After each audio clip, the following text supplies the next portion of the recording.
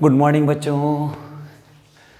अब देखते हैं क्या कॉम्बिनेशन ऑफ रेजिस्टेंस। पिछले वीडियो में मैंने पावर, इलेक्ट्रिक पावर और इलेक्ट्रिक एनर्जी का वीडियो बनाया था जो ख़राब हो गया था। उसको मैं लास्ट में बना दूंगा और उसका स्क्रीनशॉट मैं आपको भेज दूंगा। वहाँ से आप नोट कर लेंगे, एक एक पॉइंट का लाइन है, वही डेफिनेशन है, वो आप वहाँ से छाप लेना। नहीं समझोगे तो हम तो वीडियो बना ही देंगे, लेकिन आप वहाँ से छाप लेना। एग्ज़ाम में आता है यार, एक एक लाइन का डेफिनेशन है, बहुत बड़ी बात नहीं है। हम लोग क्या पढ़ते हैं? Combination of resistance. क्या पढ़ते हैं हम लोग? कॉम्बिनेशन ऑफ रेजिस्टेंस, मतलब प्रतिरोधों का समूहन। प्रतिरोधों का समूहन जो होता है वो दो प्रकार का होता है, एक सीरीज कॉम्बिनेशन होता है और एक पैरेलल कॉम्बिनेशन होता है ना। प्रतिरोधों का समूहन जो होता है दो तरह का होता है, सीरीज कॉम्बिनेशन मतलब श्रेणी क्रम समूहन, और एक होता है पैरेलल कॉम्बिनेशन मतलब समानांतर क्रम समूहन। तो हम पहला नोट कर रहे हैं सीरीज कॉम्बिनेशन मतलब श्रेणी क्रम समूहन। इसमें दो बड़ी बातें हैं जो आपको अभी समझाते हैं। समझाते क्या है आपको पता होगा पहले से, बस क्या है कि उसको रिन्यूअल कर देना है। देखो, वही बातें हम कर रहे हैं जो पिछला वीडियो में बार बार कर रहे थे। सीरीज कॉम्बिनेशन में क्या होता है कि एक ही तार में सारे प्रतिरोध लगे होते हैं, तार बढ़ता नहीं है, यहाँ से तार चला, यहाँ से तार चला, और उसी तार के बीच में पहला रेजिस्टेंस है, पहला प्रतिरोध है, और उसी तार के बीच में अगला प्रतिरोध है, उसी तार के बीच में और अगला प्रतिरोध है, और उसी तार के बीच में जो है इनफाइनाइट प्रतिरोध रहेगा। मतलब जो भी रेजिस्टेंस रहेगा सब एक ही वायर में अरेंज रहेगा। ऐसे में क्या है कि अगर बैटरी का प्लस यहाँ पर है तो इसका प्लस यहाँ हो जाता है और यहाँ पर हो जाता है माइनस, फिर यहाँ पर प्लस, यहाँ पर माइनस, यहाँ पर प्लस, यहाँ पर माइनस, यहाँ पर प्लस, यहाँ पर माइनस। अगर इस प्रकार का कोई अरेंजमेंट है तो इसको कहते हैं सीरीज कॉम्बिनेशन। 10 क्लास में ही पढ़ा होगा आपने। तो दो नंबर में प्रूफ करने के लिए आ सकता है बोर्ड में। 22 में आया था पैरेलल कॉम्बिनेशन वाला, उसको भी देख लेंगे। तो एक ही वायर में अगर बहुत सारा रेजिस्टेंस जुड़ा हुआ है तो उसको कहेंगे क्या? Series combination. इसमें बड़ी बात ये होता है कि पीछे से मान लो कि बहुत सारे चार्ज आए, उन सभी चार्ज को बैटरी ने अपना एनर्जी दिया और फिर वायर में वे सभी चार्ज आगे चले। पीछे से जो बहुत सारे आवेश आए उनको बैटरी ने अपना एनर्जी दिया और बैटरी से एनर्जी लेने के बाद वायर में आगे चले, तार में आगे चले। वायर में तो कहीं कोई रेजिस्टेंस है नहीं, कहीं कोई प्रतिरोध है नहीं, तो वायर में चार्ज जब चलेगा तो उसका एनर्जी खर्च नहीं होगा। मगर यहाँ आने के बाद चार्जों का माने आवेशों को, जब आवेश पहला रेजिस्टेंस को पार करेगा तो चार्ज को अपना एनर्जी खर्च करना पड़ेगा। चार्ज या आवेश जब पहला रेजिस्टेंस को मतलब पहला प्रतिरोध को पार करेगा तो अपना एनर्जी खर्च करना पड़ेगा। एनर्जी खर्च करने के बाद चार्ज पहला प्रतिरोध को पार करेगा। ऐसे में पहला प्रतिरोध में जो एनर्जी खर्च होगा, पहला प्रतिरोध में, पहला रेजिस्टेंस में जो एनर्जी खर्च होगा, उस एनर्जी को जब चार्ज से भाग देंगे तो पहला रेजिस्टेंस का पोटेंशियल हो जाएगा V1, क्योंकि पोटेंशियल बराबर क्या होता है? U/Q। पोटेंशियल क्या है?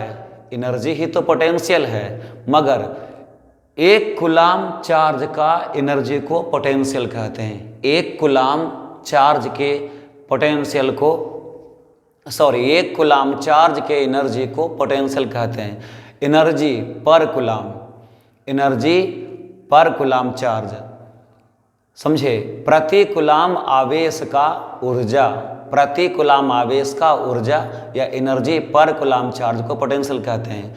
तो यहाँ चार्ज, बहुत सारे चार्ज R1 रेजिस्टेंस को पार करेगा, R1 प्रतिरोध को पार करेगा, तो पार करने में ऊर्जा खर्च करना पड़ेगा, क्योंकि कोई रेजिस्टेंस नहीं चाहता है कि आवेश पार कर जाए। तो आवेश अगर पहला रेजिस्टेंस से पार करेगा तो उसको एनर्जी खर्च करना पड़ेगा।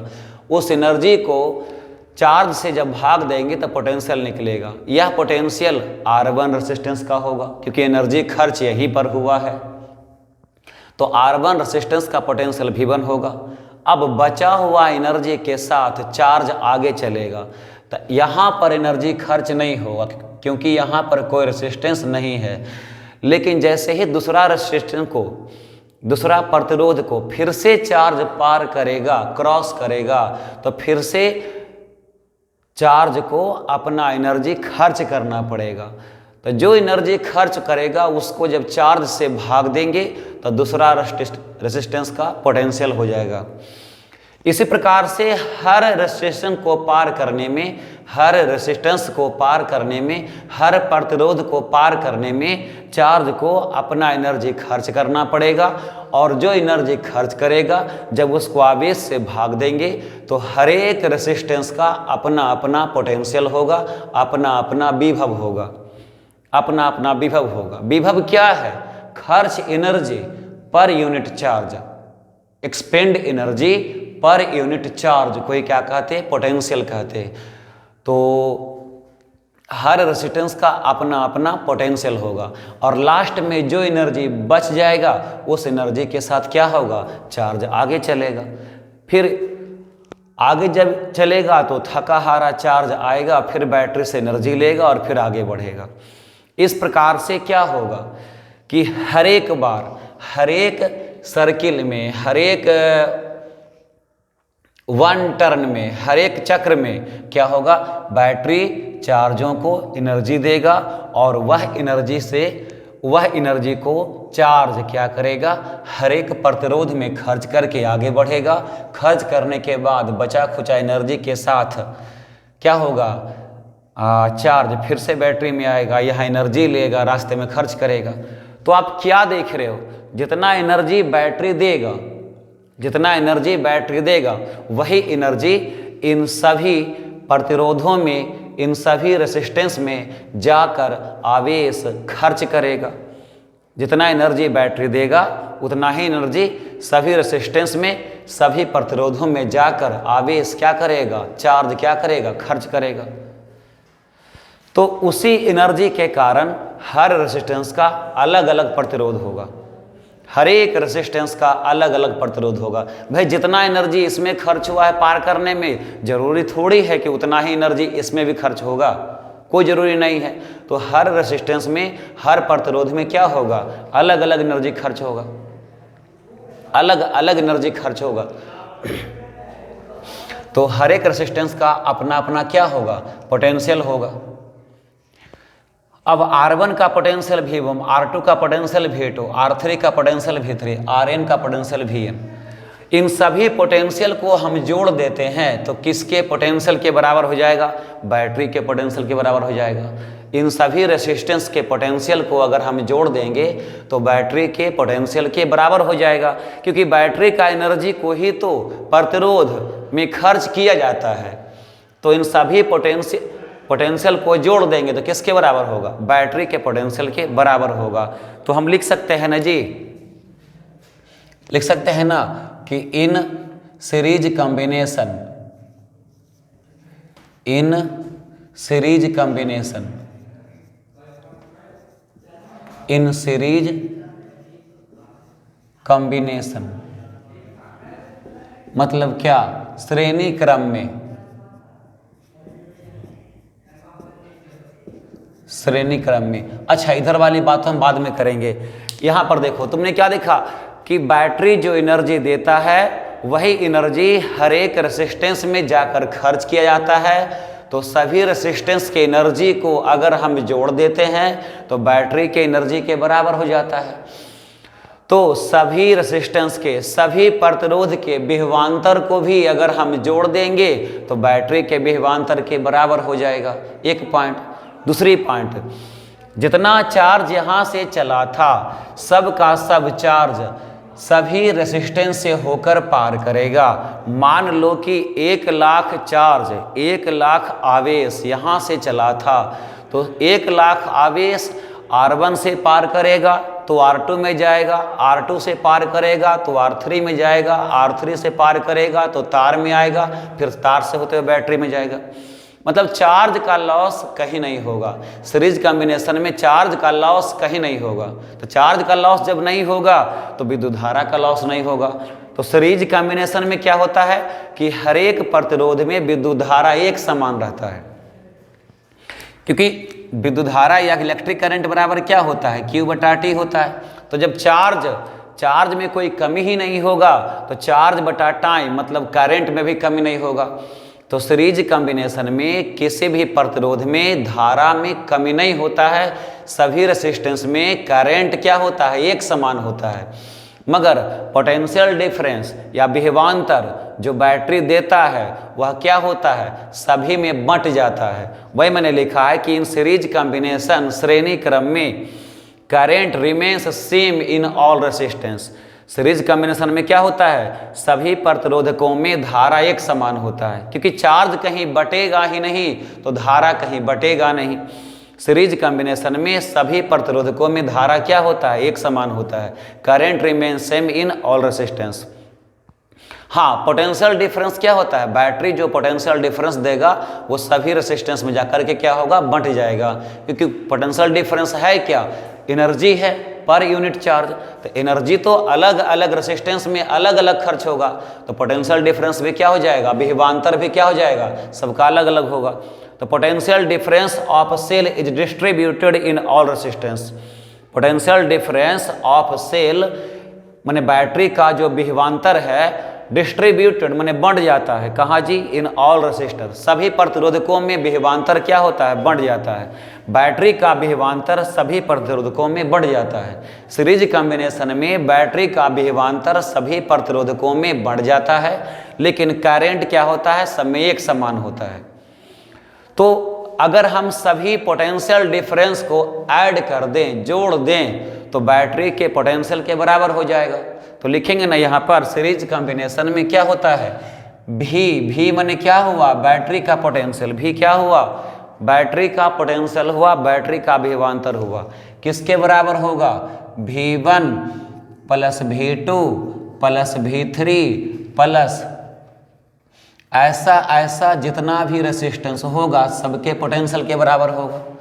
अच्छा, V बराबर क्या, V1 बराबर क्या होगा, I1 R1, V2 बराबर क्या होगा, I2 R2, V3 बराबर क्या होगा, I3 R3, ओम के नियम से होगा। तो यहाँ पर लिखेंगे ना जी कि V बराबर V1 के बदले क्या, I R1, V2 के बदले क्या, I R2, V3 के बदले क्या, I R3। इस प्रकार से करते करते Vn के बदले क्या, I Rn लिखेंगे। I इसमें से कॉमन ले लेंगे तो V बराबर क्या होगा, I कॉमन ले लेते हैं तो R1 plus R2 plus R3 plus कहाँ तक, Rn तक लिखेंगे। ये I जो कॉमन लिया इसको बटा में ले आओ, तब क्या हो जाएगा, V बटा I बराबर क्या होगा, R1 plus R2 plus R3 plus ऐसे कहाँ तक, Rn तक। V बटा I बराबर क्या होता है, R होता है, ओम के नियम से देख लो। V बराबर होता है I इंटू R, तब V बटा R बराबर क्या होगा, V बटा R बराबर क्या हो जाएगा, I हो जाएगा। तब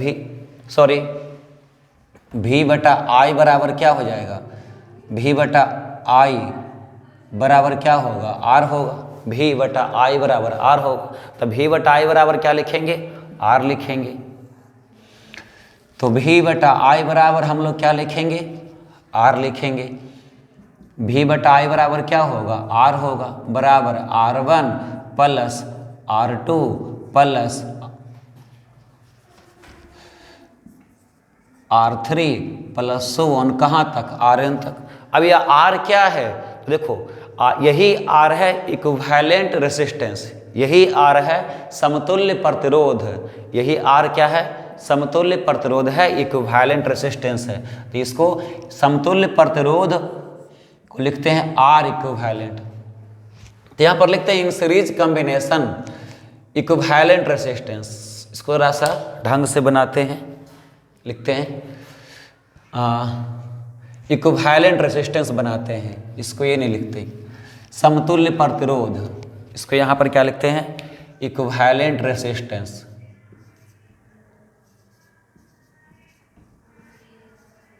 इक्विवेलेंट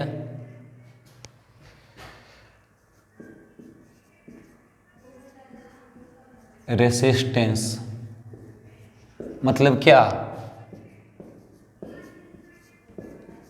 समतुल्य प्रतिरोध। उसको दिखाते हैं REQ से। ध्यान रखिए सीरीज कॉम्बिनेशन में क्या होता है, विभवांतर बढ़ जाता है। सीरीज कॉम्बिनेशन में बैटरी का विभवांतर, बैटरी का पोटेंशियल सभी रेसिस्टेंस में बढ़ जाता है। बैटरी का पोटेंशियल सभी रेसिस्टेंस में बढ़ जाता है। तो सबको जोड़ेंगे तो बैटरी के पोटेंशियल के बराबर हो जाएगा। और करंट सभी रेसिस्टेंस में एक समान रहता है। विद्युत धारा सभी प्रतिरोधकों में एक समान रहता है। विद्युत धारा सभी प्रतिरोधकों में एक समान रहता है और विभवांतर सभी प्रतिरोधकों में बढ़ जाता है। ये इंपॉर्टेंट बात है सीरीज कॉम्बिनेशन में। इसके बाद देखते हैं पैरेलल कॉम्बिनेशन में। ठीक है, इसके बाद देखते हैं हम लोग पैरेलल कॉम्बिनेशन में।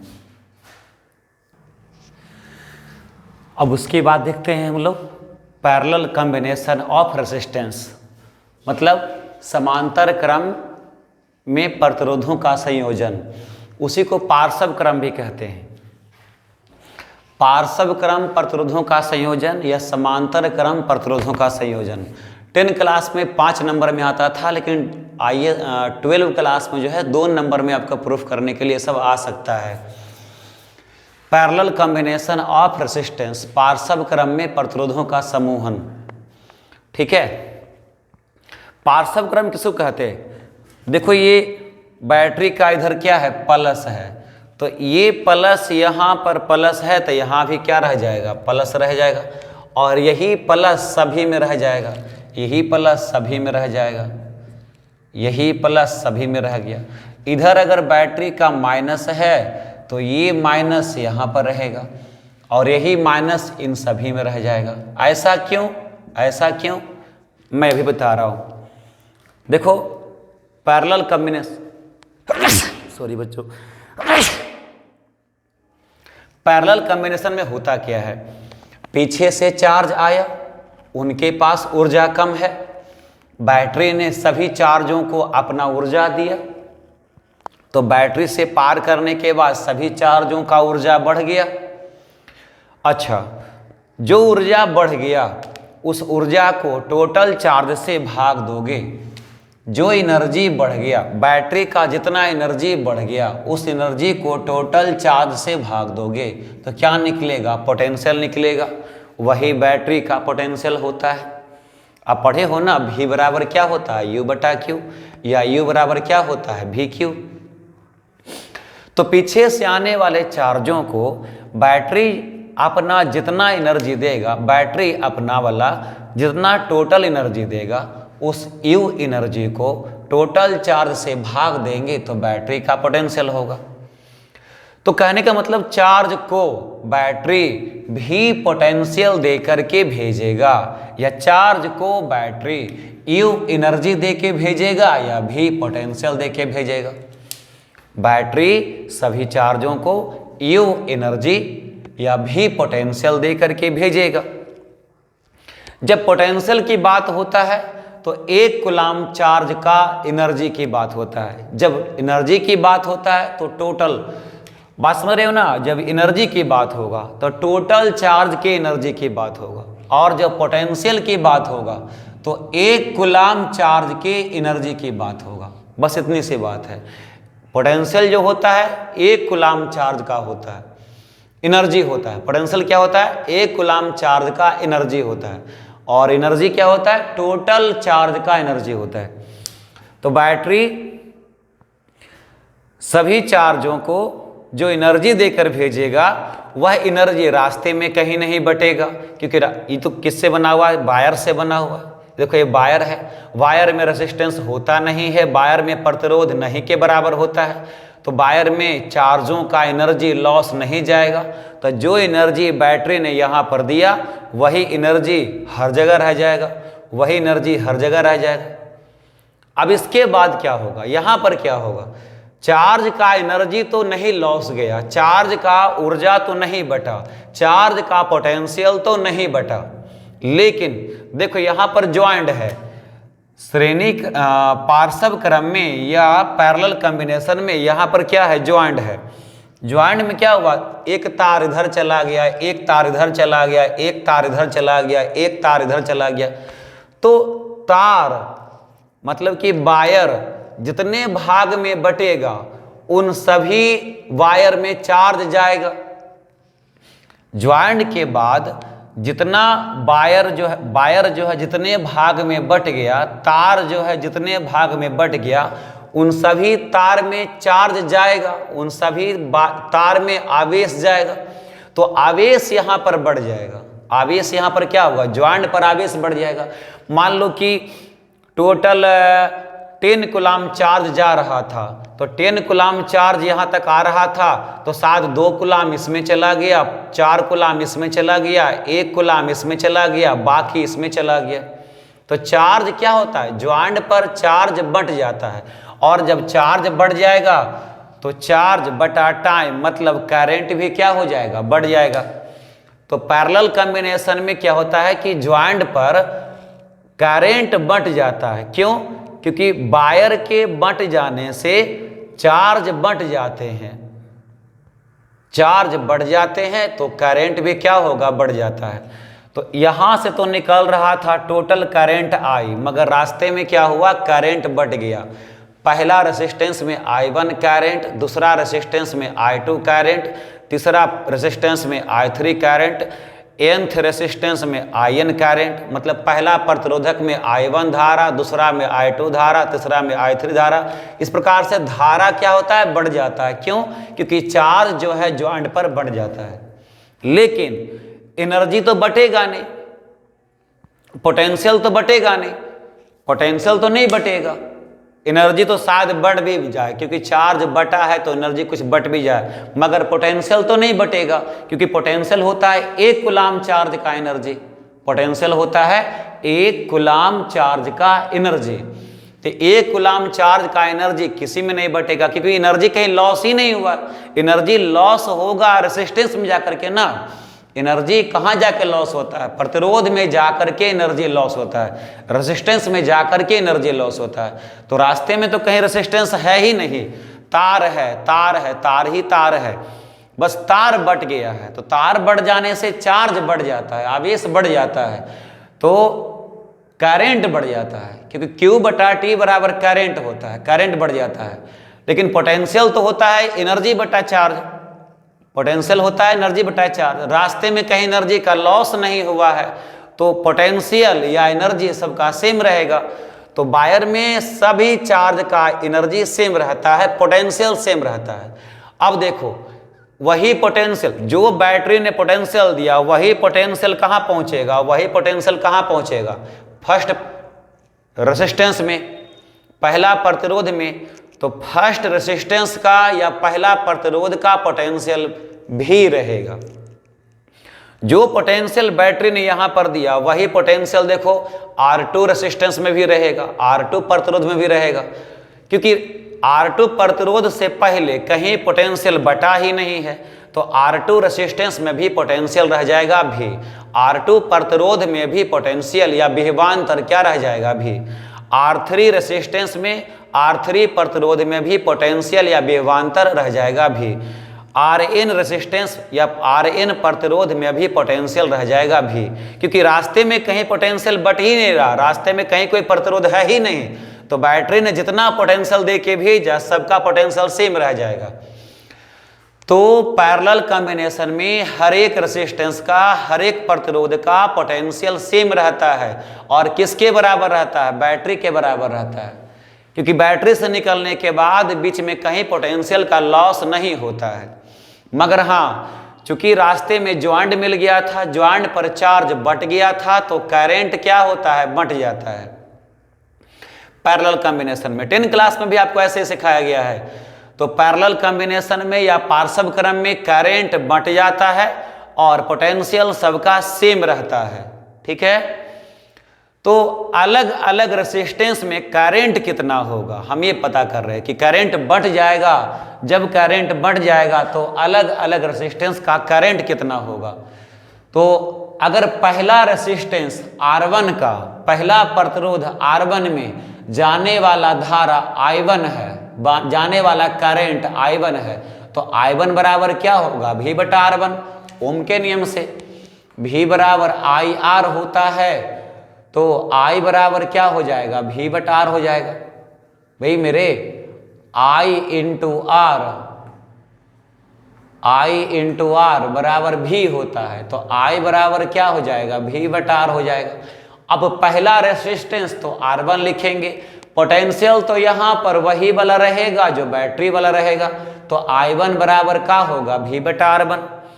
उसी तरह से R2 रेसिस्टेंस में जो करंट I2 आ रहा है वह I2 बराबर क्या होगा, V बटा R2।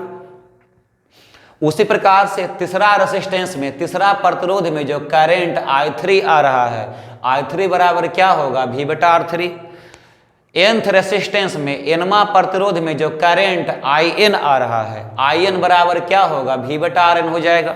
इस प्रकार से पैरेलल कॉम्बिनेशन में या पार्श्व क्रम में हर एक रेसिस्टेंस में, हर एक प्रतिरोध में करंट बढ़ जाता है, और लेकिन पोटेंशियल जो होता है सबका सेम रहता है, और हर एक रेसिस्टेंस का पोटेंशियल, हर एक प्रतिरोध का विभवांतर सेम रहता है। किसके बराबर, बैटरी के बराबर रहता है।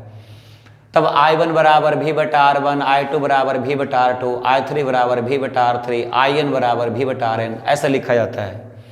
वही बात को मैंने यहाँ पर लिखा है, इन पैरेलल कॉम्बिनेशन मतलब क्या, पार्श्व क्रम में current is distributed in all resistance, मतलब सभी प्रतिरोधकों में धारा बंट जाता है। Potential difference of cell remain same in all resistance, मतलब बैटरी का विभवांतर सभी प्रतिरोधकों में एक समान रहता है। ऐसा किसमें होता है, पैरेलल कॉम्बिनेशन में। तो ऐसा हो जाने के बाद हम लोग क्या निकालें, इक्विवेलेंट रेसिस्टेंस निकालें, समतुल्य प्रतिरोध निकालें। 2 नंबर में निकालने के लिए आ सकता है, आया हुआ एग्जाम में 2 नंबर में कैसे निकाला जाता है।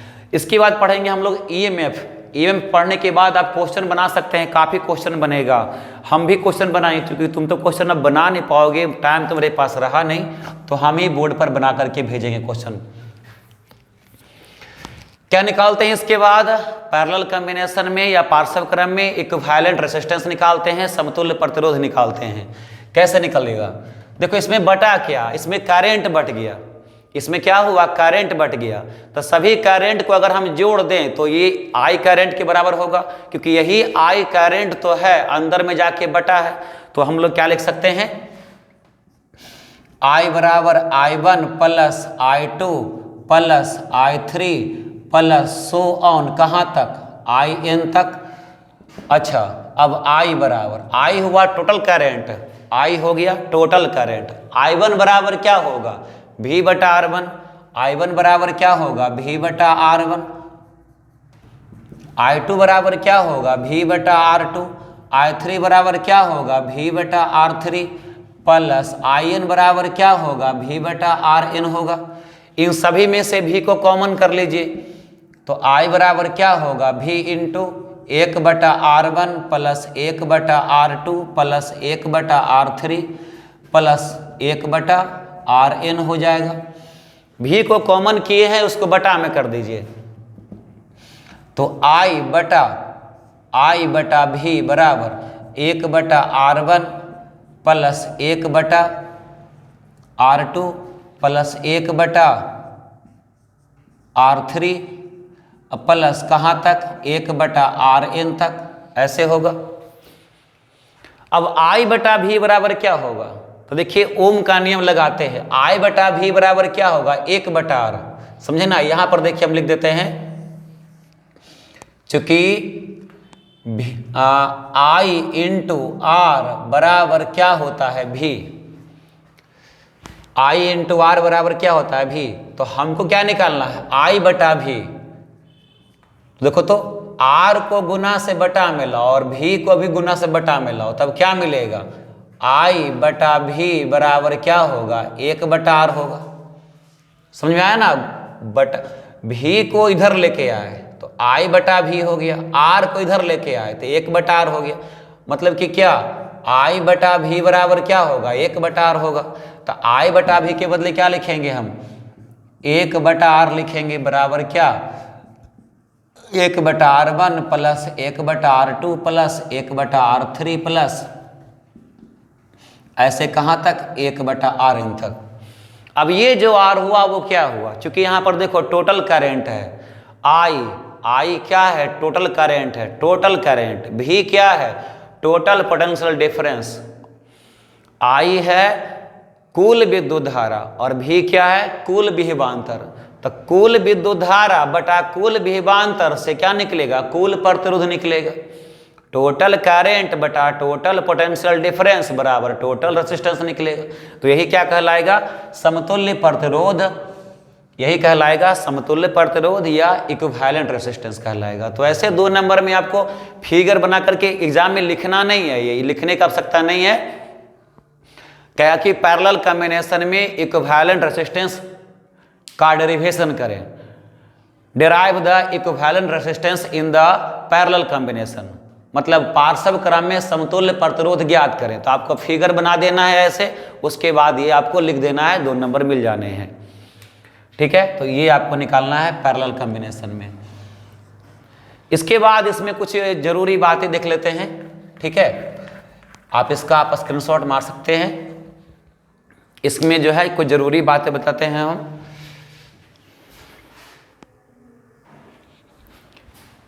मान लो अगर 2 ही प्रतिरोधक है, एक R1 है और एक R2 है, 2 ही रेसिस्टर है और वह उसका निकालना है आपको इक्विवेलेंट रेजिस्टेंस, समतुल्य प्रतिरोध। तो क्या करोगे आप, अगर 2 ही प्रतिरोधक रहेगा तो क्या करोगे आप, 1/r इक्विवेलेंट बराबर 1/r1 प्लस 1/r2 लिखोगे। इसको अगर आप सोल्व करिएगा तो क्या मिलेगा आपको, इसका लघुत्तम ले लेंगे, एलसीएम ले लेंगे तो R1 R2 हो जाएगा। R1 से R1 कैंसिल तो R2 ऊपर हो जाएगा, R2 से R2 कैंसिल तो R1 ऊपर हो जाएगा। इसको उलट दीजिए तो क्या मिला, 2 रेजिस्टेंस रहने पर क्या मिला, R इक्विवेलेंट बराबर, इसको उल्टा कर दीजिए तो R1 R2 बटा R1 प्लस R2 होगा। ठीक है, 2 रेसिस्टर के लिए क्या होता है, R1 R2 बटा R1 R2 होता है। उसके बाद देखिए, मान लो कि 3 रेसिस्टर रहा तो ये सब डायरेक्टली पुट करना है। 2 रेसिस्टर रहने पर R इक्विवेलेंट बराबर R1 R2 बटा R1 प्लस R2 लगा देते हैं। मान लो 3 रेसिस्टर रहा तो 3 रेसिस्टर रहने पर हो जाता है, हालांकि 3 रेसिस्टर का उपयोग नहीं होता है, उसको छोड़ो, आप उसको देखो, एक समान वाला देख लो।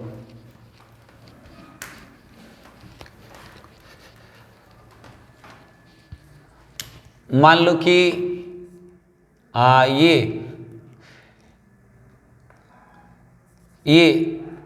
एक रेसिस्टर ये हुआ R, एक और रेसिस्टर है, यह भी है R, एक और रेसिस्टर है, यह भी है R, सब एक समान है, R R R।